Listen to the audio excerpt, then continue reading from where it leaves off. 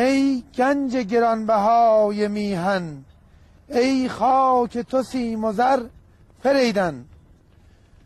ای قلب تپنده سپاهان، منزلگه نیک پاک جانان.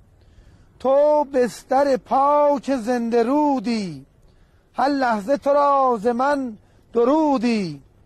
تو نیک و شریف و مهربانی، پرتیکن عهد باستانی. هنگام بهار چون بهشتی، از مشک و عبیر و گل سرشتی. عکسی ز بهشت هر بهارت، بوی خوش گل ز هر کنارت. به به به بهار گلستان کوه، هر دامنه اش ز لاله انبوه.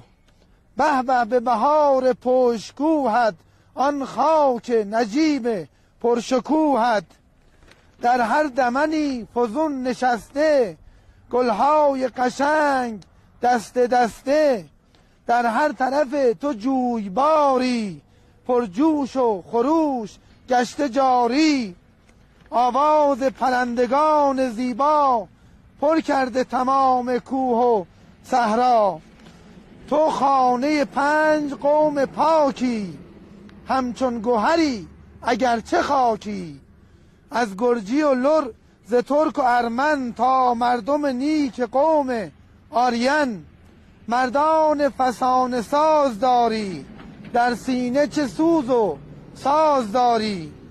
هم مرد غیور و ساده داری، هم بانوی پاک زاده داری.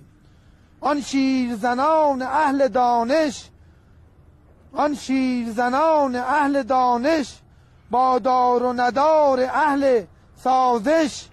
مردان حماسه آفرینت، آن سروقدان نازنینت. در جبهه خون ز جان گذشتند، بویی ز وطن به کس ندادند. یا رب ز تو بس سپاس دارم، بر درگهت التماس دارم. این خطه و مردمان پرکار، در لطف و پناه خود نگه.